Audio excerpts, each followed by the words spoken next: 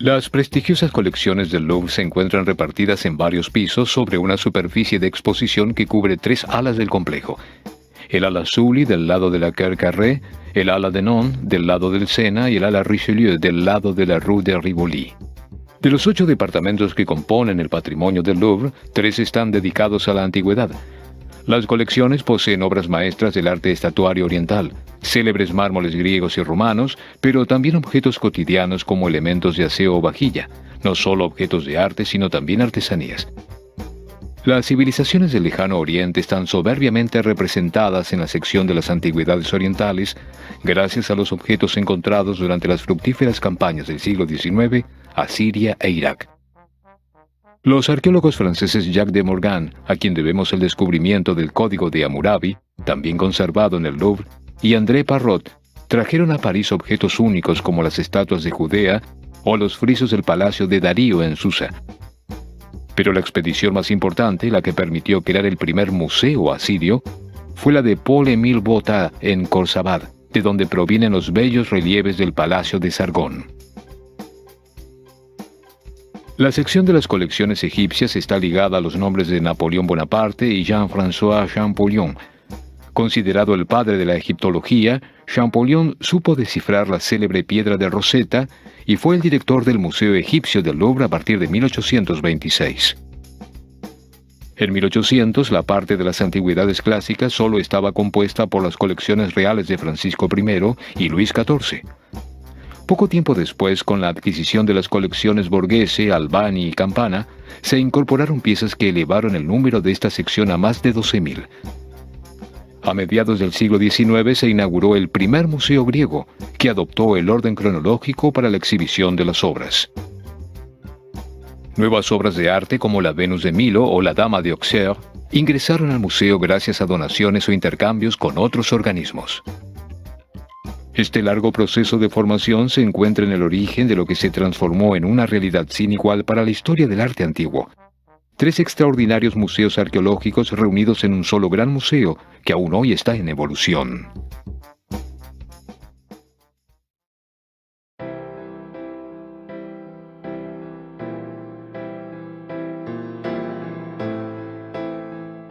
Lo que un visitante debe buscar ni bien ingresa al Louvre no es la Gioconda ni las historias de María de Médici. Una vez que ha descendido desde la Grand Quai al inmenso vestíbulo subterráneo, deje que los demás se precipiten hacia las obras maestras del Renacimiento europeo. Usted dirá más tarde, sin apuro. En otras salas le será revelada una de las claves fundamentales para comprender este museo multiforme e inmenso, porque la Gioconda y la civilización que le dio origen no existirían sin la antigüedad. En primer lugar, la antigüedad greco-romana, venerada y estudiada por los artistas del Renacimiento, pero también todo aquello que la precede y que de diversas y complejas maneras nutrió esta civilización tan avanzada. Los soberanos, los eruditos, los coleccionistas y los arqueólogos bien lo sabían cuando a lo largo de varios siglos crearon el Louvre, tal como hoy lo conocemos. Sus colecciones de antigüedades constituyen el núcleo que nos revela su sentido más profundo, un recorrido casi iniciático por la historia de la civilización. Emprendamos pues un viaje a través de las ruinas del palacio de Khorsabad. Contemplemos en silencio la gran esfinge de Tanis. Detengámonos para dialogar con el escriba sentado. Conozcamos a la Victoria de Samotracia, que nos espera en lo alto de la escalera Daru envuelta en su túnica que aún hoy parece agitada por el viento. Antes de retirarnos del museo, son muchos los esfuerzos que debemos hacer para escapar de la fascinación del polvo milenario y del esplendor que impregna estas obras rescatadas del naufragio de tantas civilizaciones.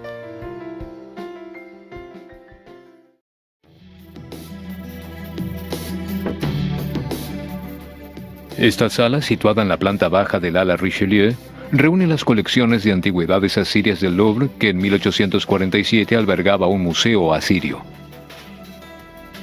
De hecho, fue en 1843 que Paul-Émile Botta, cónsul francés en Mosul, al norte de Irak, excavó los palacios del rey Sargón II en la ciudad d'Ur-Sharrukin, actual Khorsabad.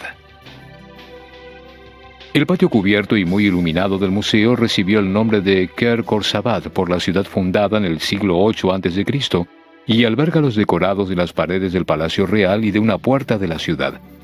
Cuando se acondicionó el espacio en 1993, el arquitecto americano Stephen Rostov supo sacar partido de la altura y volvió a ubicar los grandes relieves en su nivel original, con el fin de que los visitantes tuvieran la impresión de estar en el corazón del mundo mesopotámico.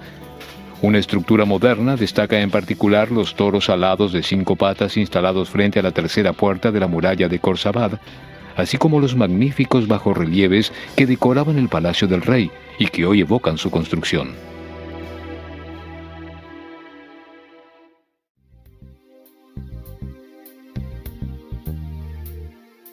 Este animal fantástico y sobrecogedor que los asirios consideraban el guardián de los fundamentos del mundo, defendía la puerta del palacio del rey Sargón II. Esta extraña figura, expresión de fuerza y de potencia, reúne en una amalgama a la vez armoniosa y vigorosa diferentes elementos que toma del cuerpo humano y del mundo animal. El rostro muestra rasgos humanos representados cuidadosamente hasta en los mínimos detalles, desde las cejas arqueadas hasta los ojos almendrados, desde la nariz ligeramente curvada hasta los labios cerrados.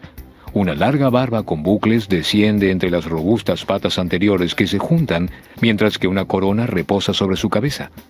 El cuerpo es el de un toro, pero dotado de 5 patas para ser vistas tanto de frente como de perfil. Las líneas subrayan la musculatura y la fuerza de la bestia, símbolo de la fecundidad de las manadas.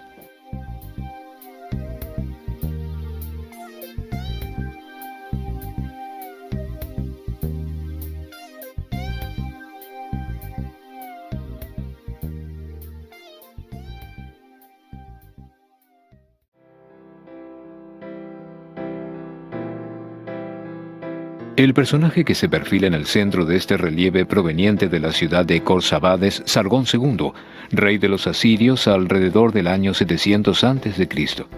El soberano lleva la tiara troncocónica y el bastón de mando, símbolos reales. Su barba está realizada con pequeñas perlas en la parte superior y por trenzas verticales en la parte inferior. Las vestimentas, largas y pesadas, están decoradas con rositas rodeadas de cuadrados. Los 2 personajes están adornados con costosas alhajas, aros, brazaletes y poseen una espada introducida en una vaina decorada con cabezas de león. En cuanto al personaje frente al soberano, probablemente se trate del príncipe heredero Sennacherib, representado como alto dignatario, vestido con una larga túnica con una parte lisa y la otra plisada. Rastros de color fueron identificados sobre la superficie, cerca de los ojos y la barba, prueba de que los relieves debían estar pintados al menos parcialmente.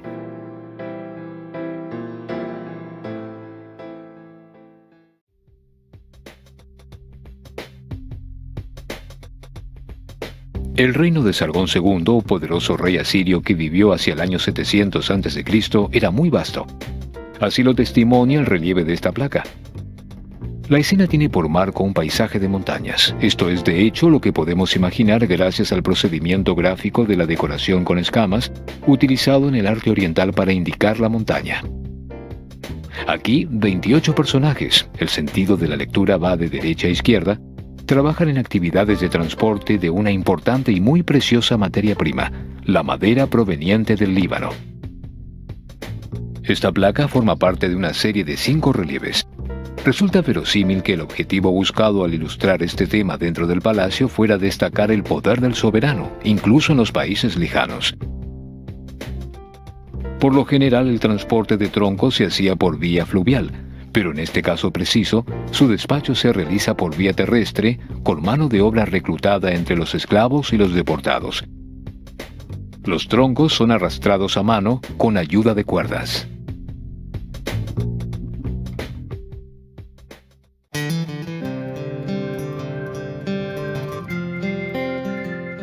Los arqueros del rey Darío de Persia que figuran en este excepcional bajorrelieve se presentan armados.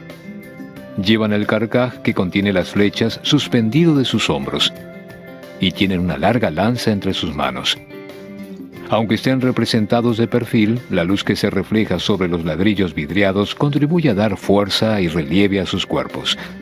La obra se encuentra extraordinariamente bien conservada, en particular en lo que a la viveza de sus colores respecta. Cada placa está recubierta de ladrillos vidriados cuyo relieve fue moldeado en una matriz, tal como lo prevé la tradición de la decoración mural en los palacios asirios y babilónicos.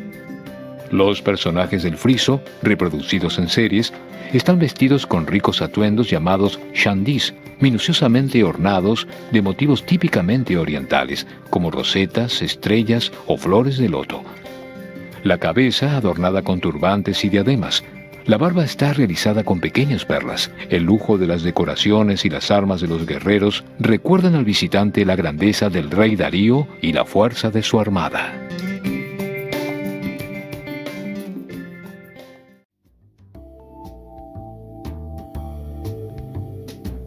Este capitel, único salvado de las 36 columnas que sostenían el techo de la sala de audiencias del Palacio de Darío, está formado por dos partes. La inferior, en la que se ha recurrido al tema de la espiral, motivo decorativo corriente en el ámbito monumental, y la superior, compuesta de un motivo ornamental recurrente que muestra dos animales. En este caso, dos toros sentados espalda con espalda constituyen un elemento arquitectónico. Sus cabezas no están representadas de manera naturalista, sino más bien esquemática, al igual que el pelaje, realizado gracias a una serie de pequeñas espirales en relieve. La escultura del período aqueménida posee un carácter eminentemente ornamental. Los motivos se repiten de manera idéntica en esquemas iconográficos muy reconocibles. Sin duda, la elección del toro busca sugerir una idea de fuerza y de estabilidad respecto de su soberano y del reino.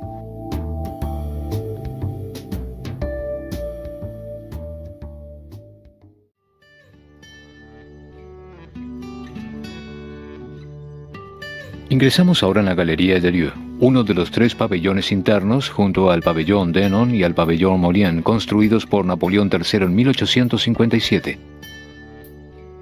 Este ambiente luminoso de amplios ventanales, cuyo destino era ser utilizado como galería de exposición para las esculturas del Salón Anual de París, hoy exhibe antigüedades griegas y romanas, en particular estatuas y sarcófagos. Dos obras entre todas nos llaman particularmente la atención: el Gran Vaso y el Gladiador Borghese, adquiridas por Napoleón Bonaparte para ayudar a su cuñado Camilo Borghese en un momento de graves dificultades económicas. La mayoría de los sarcófagos y de las estatuas romanas aquí expuestas proceden, sin embargo, de una colección incorporada en 1808 que vino a completar las obras del Louvre. La galería expone también algunos mármoles provenientes de la colección del Cardenal Richelieu y del Marqués Campana.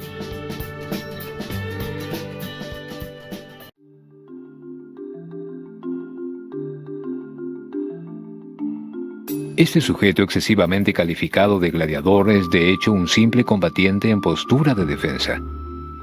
Es un perfecto ejemplo de lo que la escultura, más que cualquier otro arte figurativo, representó a lo largo de los siglos anteriores al invento de la fotografía. Pudo captar el instante, suspender el tiempo para hacernos llegar un acto de devenir. Observen a este guerrero. Su actitud en el movimiento nos deja suponer que formaba parte de un grupo. Su mirada se eleva, tal vez hacia otro guerrero, a punto de atacarlo. Se defiende con el brazo izquierdo, provisto de una correa, indicio de que llevaba un escudo. Y su mano derecha parece lista para dar el golpe con la espada que debía llevar. La curva de su cuerpo, iniciada en su pie izquierdo hasta la mano derecha, restituye de maravillas el impulso, el asalto que se apresta a efectuar. La calidad extraordinaria de la terminación de los detalles anatómicos permite pensar que el artista ha de haber recurrido a modelos vivos, pero también a un cuerpo desmembrado, a fin de reproducir la musculatura. Los rasgos están perfectamente caracterizados. Se trata ciertamente del retrato de una persona bien determinada, cuyo nombre la historia perdió.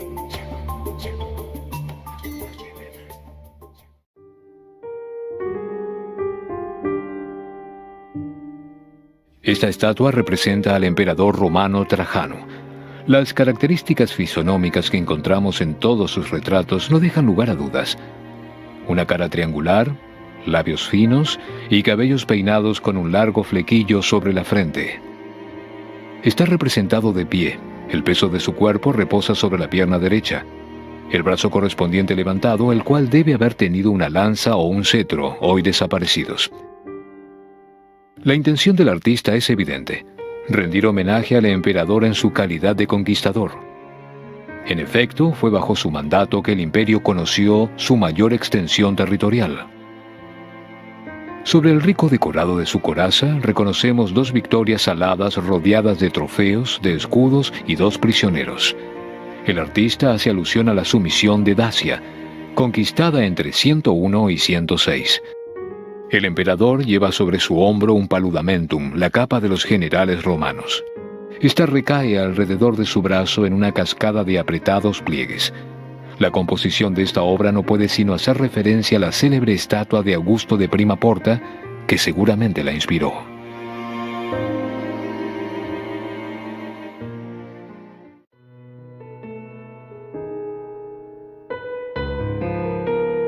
Descubierto en 1556 en los jardines de Salustio en Roma, este gran vaso de mármol está enteramente decorado con relieves. Se trata de un vaso en forma de crátera, caracterizado por una abertura más bien amplia, pues se utilizaba durante los banquetes para cortar el vino con agua y reducir su nivel de alcohol. Pero este vaso, que no mide menos de 172 centímetros, debía sin duda cumplir otra función. Muy probablemente decoraba el jardín de una villa. Esta crátera en forma de cáliz ha perdido sus asas que, verosímilmente, debían estar pegadas a un lado y al otro de sus flancos, a la vista de los mascarones con cabezas de sileno situadas en la parte inferior. Los relieves que decoran la panza ilustran un cortejo báquico por encima del cual aparece el follaje de la vid. Al ritmo de la música, Dionisos preside la ebriedad colectiva, rodeado de la alegre danza de los sátiros y las ménades. Junto a él, su esposa Ariadna lo acompaña tocando la lira.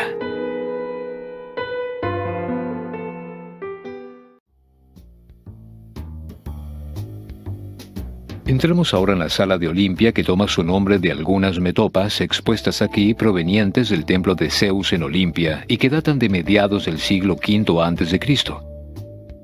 En esta sección se conservan piezas arqueológicas atribuidas a la Grecia clásica.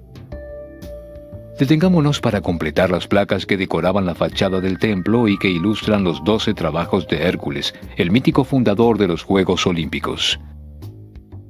Observemos la placa que narra el combate de Hércules contra el toro cretense, obra maestra absoluta gracias al juego de líneas de fuerzas opuestas y a la idea de potencia sobrehumana. Encontramos esa misma potencia en el torso de Mileto, estatua sin cabeza y mutilada, pero que conserva aún intactas todas sus cualidades expresivas.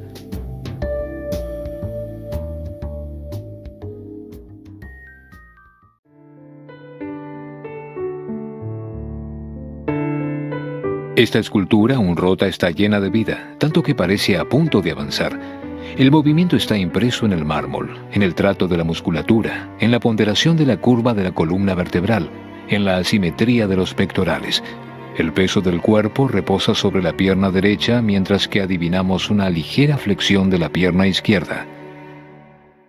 La obra se inscribe cronológicamente en la transición entre la época arcaica y la época clásica, de modo que se ven reflejadas las características estilísticas de ambos períodos. Los kouroi arcaicos eran estatuas de jóvenes efebos en el apogeo de su belleza física e intelectual. El torso de Mileto posee el porte recto y frontal, la pierna izquierda ligeramente adelantada y la desnudez. Sin embargo, manifiesta una nueva voluntad de expresar el movimiento, pero son las masas musculares, imponentes y bien marcadas, así como los hombros fuertemente desarrollados, lo que lo aleja radicalmente del estilo precedente, en una voluntad de realismo que contrasta con la estilización arcaica de los cuerpos.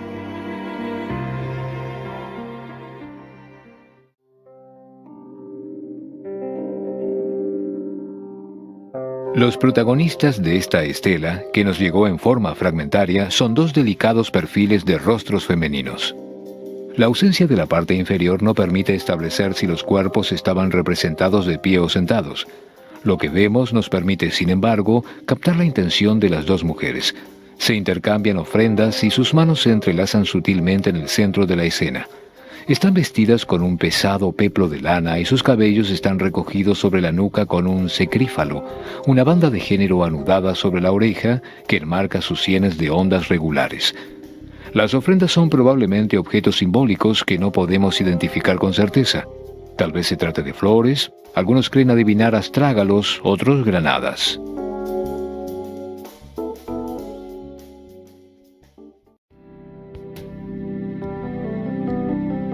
El mentón redondeado, los ojos enmarcados por espesos párpados superiores, la expresión grave y firme, la mirada profunda e intensa, tal es como se representa el rostro de Atenea en esta escultura. La diosa de la guerra, con su casco, se muestra aquí desde su aspecto más valeroso, reflexivo, menos sanguinario. Ha perdido la famosa sonrisa arcaica que caracterizaba la producción de artistas de la época precedente a favor de un arte más naturalista, cercano a las esculturas que decoran el frontón este del templo de Afaia en Egina, la isla donde fue encontrada. Los detalles anatómicos tales como los ojos y su bellísima boca guardan en efecto una terminación extremadamente realista. Siguen los preceptos del estilo severo impuesto en el siglo V a.C. por los artistas de Egina, encarnado en forma extraordinaria por esta obra. Debemos imaginarla como debió de haber sido en su origen, muy probablemente policroma, aun si los estragos del tiempo no han dejado ningún rastro. Sin duda la cabeza estaba coronada con elementos decorativos que han desaparecido, pero de cuya presencia dan cuenta los numerosos orificios de fijación. Estos últimos permiten pensar que mechones de cabello insertos a nivel de las sienes caían sobre sus mejillas, que aros metálicos decoraban sus orejas, que el casco terminado en punta era completado por carrilleras para proteger sus mejillas.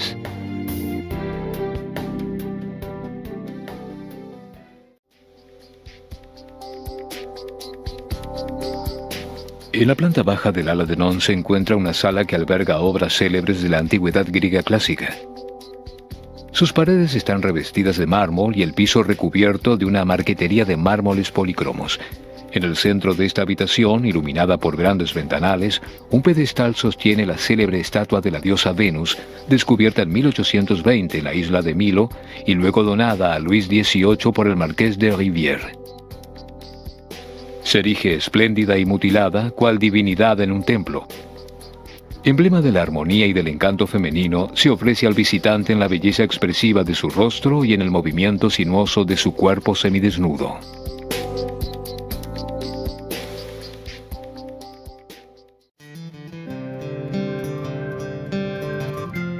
El busto desnudo de Venus, la diosa del amor, florece sobre el drapeado que cubre la parte inferior de su cuerpo, de aspecto firme y bien moldeado. La estatua está constituida por dos bloques de mármol diferentes, soldados entre sí a la altura de la pelvis, donde se despliega el género. La diosa tiene caderas anchas y senos pequeños. Lleva un peinado simple, con el cabello ligeramente ondulado, separado al medio por una raya y recogido con dos cintas que se unen sobre la nuca. La dulce gravedad del rostro se inscribe en el mármol blanco gracias a un naturalismo matizado, que recorta delicadamente los contornos de los labios finos, de la nariz corta y de los párpados ligeros. La ausencia de brazos solo nos autoriza a emitir hipótesis respecto de la actitud de esta Venus, cuyo brazo izquierdo reposaba tal vez sobre un apoyo lateral, al igual que el pie izquierdo ligeramente levantado.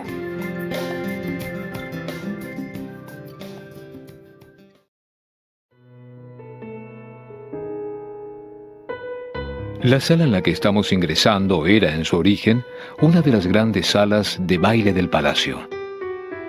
Debe su nombre a las 4 figuras femeninas que sostienen a modo de columnas la tribuna destinada a los músicos. En la actualidad se conservan copias romanas realizadas a partir de originales griegos del siglo IV a.C. y de la época helenística, cuyo estilo convive magistralmente con los decorados renacentistas que enriquecen los muros de esta vasta sala. Entre las obras que llaman la atención del visitante, la más viva y sugestiva es sin duda la Diana de Versalles, a la que se le ha reservado un lugar muy destacado en el centro de la sala. Por su parte, la ninfa de Fontainebleau, escultura de evocación mitológica, copia del original de Benvenuto Cellini, seduce por la exquisita elegancia de sus formas y la riqueza de los detalles del bajo relieve.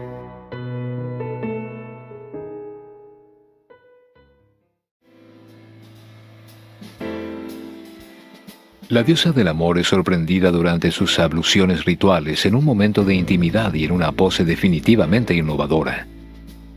Nunca hasta entonces se había mostrado una silueta femenina desnuda así agachada, descubierta en sus más íntimos detalles anatómicos, como los pliegues de sus abundantes carnes. Las formas son rellenas y sensuales en una composición casi piramidal. El gesto de la diosa revela tanto su pudor como su voluptuosidad. Esta representación es una de las numerosas variantes realizadas en el transcurso de los siglos sobre el tema de Afrodita durante el baño, conocido desde la época de Praxíteles, y es muy probable que haya estado destinada a embellecer un estanque o una fuente. El artista romano que la realizó se inspiró en una obra original griega, tal vez la Afrodita atribuida a Doidalsas de Bitinia, datada en el siglo III a.C., pero modificó la composición elevando el brazo derecho detrás de la nuca en vez de dejarlo en su posición habitual, cubriendo su seno. La cabeza, el brazo derecho y el muslo derecho debieron ser restaurados.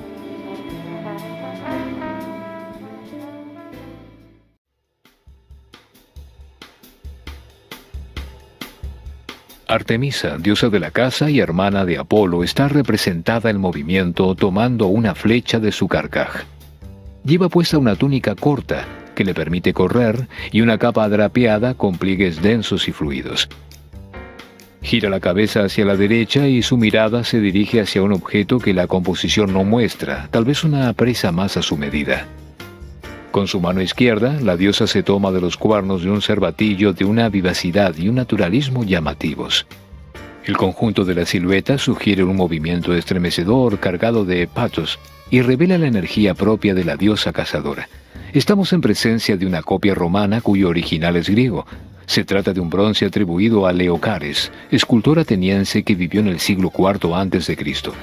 Esta obra obtuvo un éxito rotundo y, siguiendo la moda del coleccionismo antiguo, fue copiada en múltiples ocasiones entre los siglos XVI y XVII para los prestigiosos jardines de Francia, entre ellos Fontainebleau y Versalles.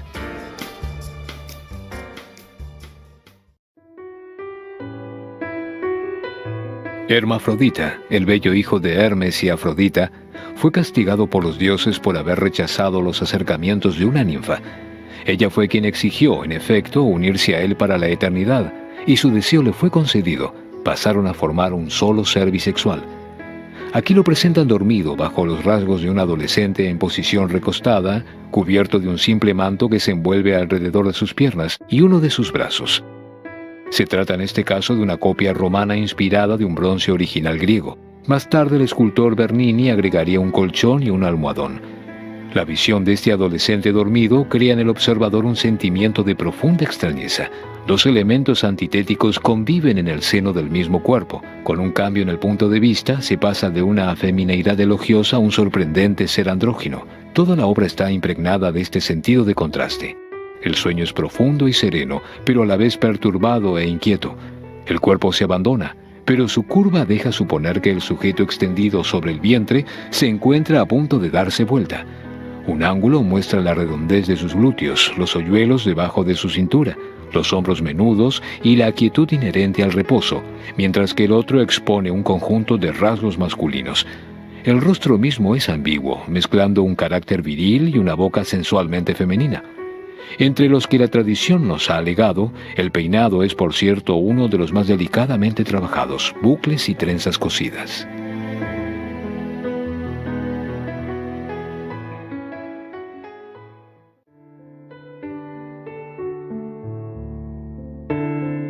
Esta vasta sala del museo, situada en la planta baja del Pabellón de None, está dedicada a dos civilizaciones que aún hoy siguen siendo en gran parte misteriosas: la cultura de Villanova y la civilización etrusca.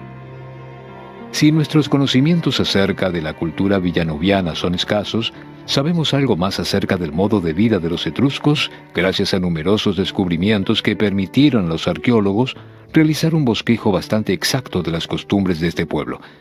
Algunas de las obras de arte etrusco más interesantes, entre las que están aquí reunidas, provienen de la necrópolis de Cerveteri. Tal es el caso del sarcófago de los esposos. Se trata de una urna cineraria en terracota que representa a dos esposos recostados sobre un lecho en actitud de participar de un banquete. Este sarcófago confirma la importancia de las mujeres en la civilización etrusca, ya que, contrariamente a lo que sucedía en el mundo griego, la esposa está tendida al lado del hombre en idénticas proporciones, signo de igualdad y de una posición social equivalente.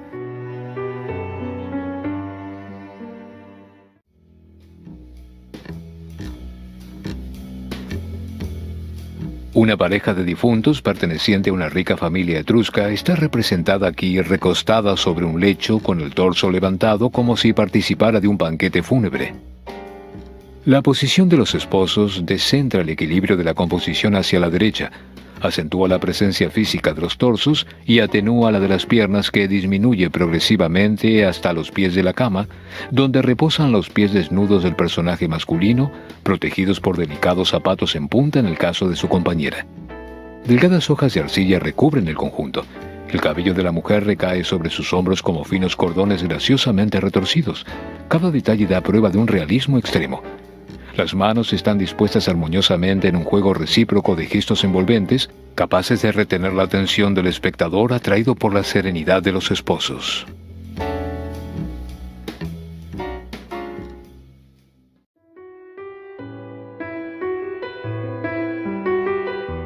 Esas placas deben su nombre al marqués Campana, quien las incluyó en su rica colección de antigüedades durante la primera mitad del siglo XIX. Constituyen un giro en el arte etrusco. La sutil técnica artesanal itálica comienza a inspirarse en el estilo de los artistas griegos. El presente ejemplo demuestra una fuerte influencia jónica, en particular en la forma alargada de los ojos, en los pliegues apretados de las vestimentas femeninas, en los peinados formados por un único volumen, en la terminación maciza de los cuerpos. El estilo de las representaciones remite sin duda alguna a la técnica de las vasijas pintadas, aunque más no sea por los colores utilizados, blanco, rojo y negro, tonos propios de las cerámicas pintadas. El cortejo avanza entre dos bandas decorativas. La escena, que probablemente ilustra una procesión, se compone alternativamente de personajes masculinos y femeninos que llevan ofrendas. Unos llevan armas y su tez es oscura, otros llevan trigo y su tez es clara. Los hombres llevan puesto un chitón, las mujeres por el contrario están vestidas con una larga túnica y una capa. Es probable que en su origen las placas estuvieran destinadas a recubrir un edificio público y parecen haber sido talladas nuevamente para ser utilizadas como revestimiento de las paredes internas de la necrópoli de la Banditaccia en Cerveteri.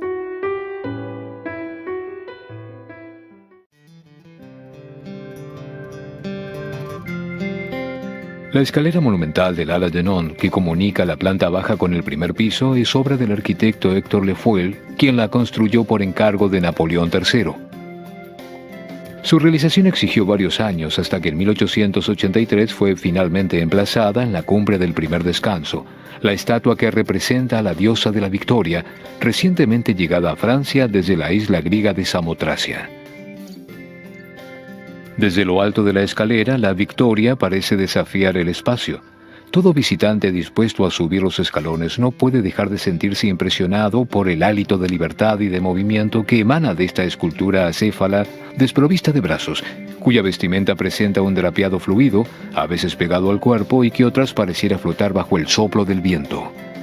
La escalera antaño estuvo decorada con frescos y mosaicos, realizados poco después de su construcción y que fueron eliminados en 1934, cuando se consideró que la piedra desnuda proporcionaba un fondo más apropiado para el cuerpo potente e impetuoso de la Victoria de Samotracia.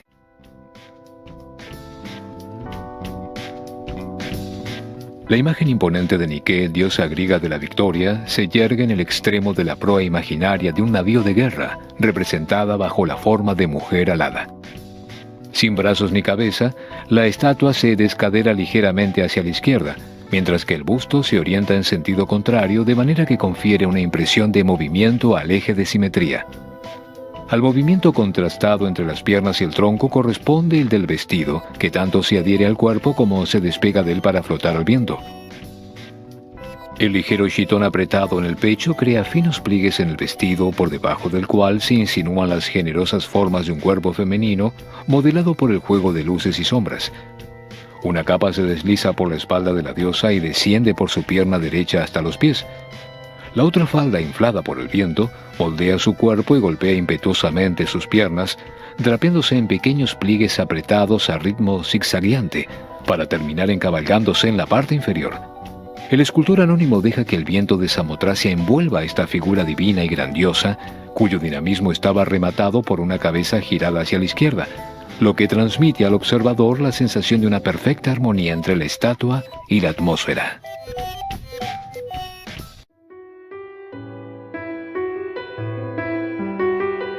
Mientras que las salas de la planta baja proponen una presentación temática del arte egipcio, las salas instaladas en el primer piso, en las cuales ingresamos, abordan un recorrido cronológico que permite profundizar los principales aspectos de la evolución faraónica del antiguo imperio al nuevo imperio.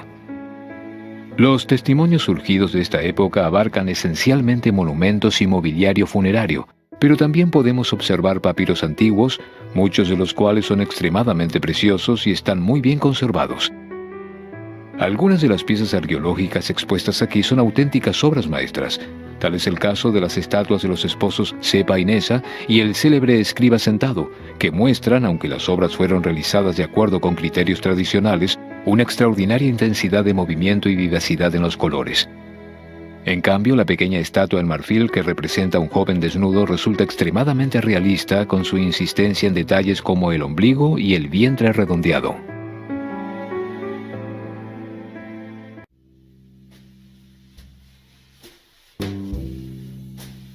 El Egipto faraónico nos ha legado numerosas estatuillas que representan grupos familiares originarios del antiguo imperio. Esta, en calcáreo pintado, corresponde a una vasta serie de parejas casadas que se abrazan o se tienen de la mano, a la cual pertenece también una estatuilla de madera que se encuentra en el Louvre. En el presente caso, la esposa Meresank se abraza a su marido Raerka, mientras él la rodea con su brazo derecho y apoya su mano izquierda sobre su cintura en una actitud que sugiere confianza e intimidad. La mujer lleva puesto un largo vestido blanco de lino, el hombre su taparrabos habitual, y ambos tienen peluca, símbolo de distinción social. Raerka era probablemente un alto funcionario. La expresión apacible y serena que emanan los esposos parece reflejar el sentimiento de seguridad inherente al bienestar. Este lazo afectivo tan netamente exhibido también cumple una función social: celebrar la estabilidad y la continuidad de la familia.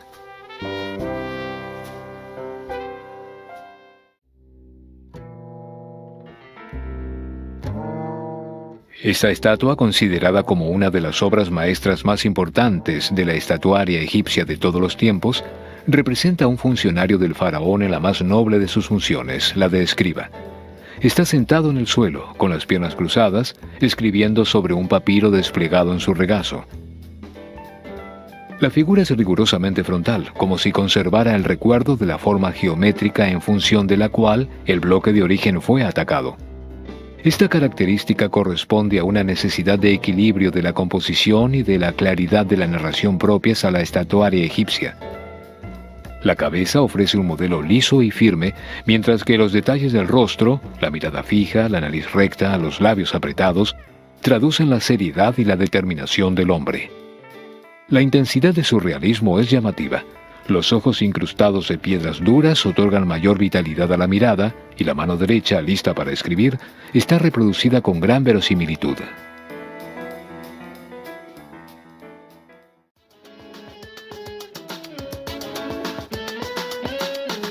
¿Quién era el faraón hereje? ¿Por qué quedan tan pocos rastros de su grandiosa obra de renovación civil, política, artística y religiosa? ¿Y por qué su memoria fue ignorada durante tanto tiempo?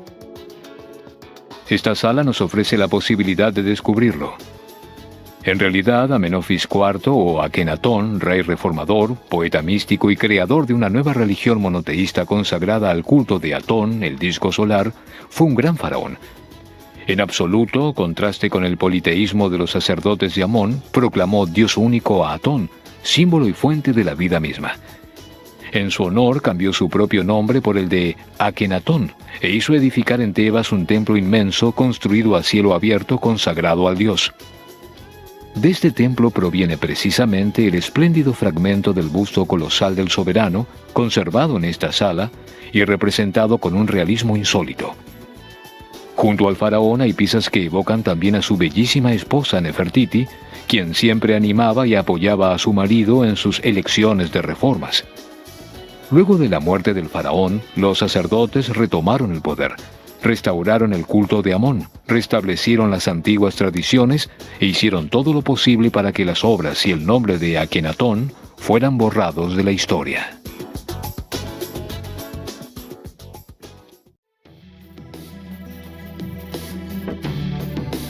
Esta estatuilla en cuarcita roja, la cual por desgracia le falta la cabeza, representa a la reina Nefertiti. Fue la esposa de Akenatón, el faraón que revolucionó radicalmente la civilización egipcia con una nueva espiritualidad ligada al culto del dios Sol. Numerosas obras de arte celebran la belleza de esta reina llamada la Bella que ha llegado, maestra de la alegría, grande de amor. Es probable que haya desempeñado un papel efectivo en la administración del reino. La pareja real figura, por otra parte, en un pequeño grupo estatuario realizado en piedra caliza pintada, también presente en el Louvre.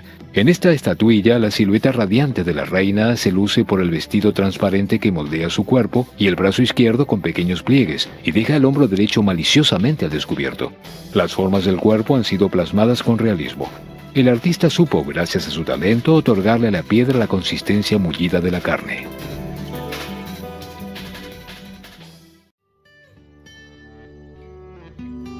Este busto colosal pero fragmentado representa al faraón Amenofis IV, más conocido por el nombre de Akenatón, que significa discípulo de Atón.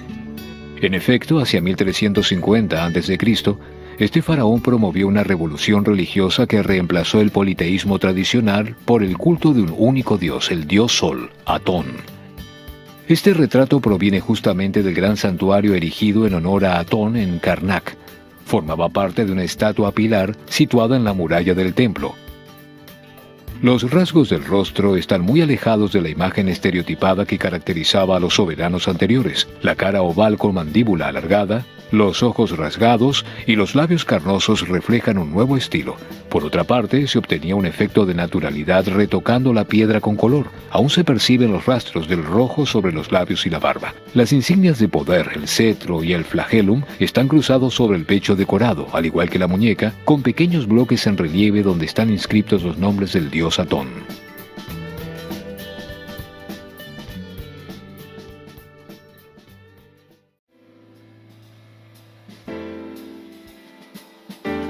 La función de este objeto refinado en madera y marfil todavía no está del todo clara, pero su producción se extendió en Egipto a partir de la 18ª dinastía hasta el comienzo de la era cristiana. Se supone que se trata de un recipiente para cosméticos, maquillaje o ungüentos perfumados. El mango de la cuchara ha sido hábilmente modelado en forma de cuerpo femenino. La joven aparece desnuda pero ataviada con peluca, pesados aros y un collar grabado en la madera. Se la representa nadando mientras sostiene en sus brazos, delicadamente estirados, un pato cuyo cuerpo hace las veces de recipiente. La cabeza del animal está realizada en marfil, lo que contribuye a enriquecer el objeto. Algunos detalles estilísticos, tales como los grandes ojos horizontales, la nariz orientada hacia abajo y el peinado, permiten datar este ejemplar hacia fines de la 18ª dinastía. De la joven emana gracia y belleza, y su rostro sereno comunica calma y bienestar.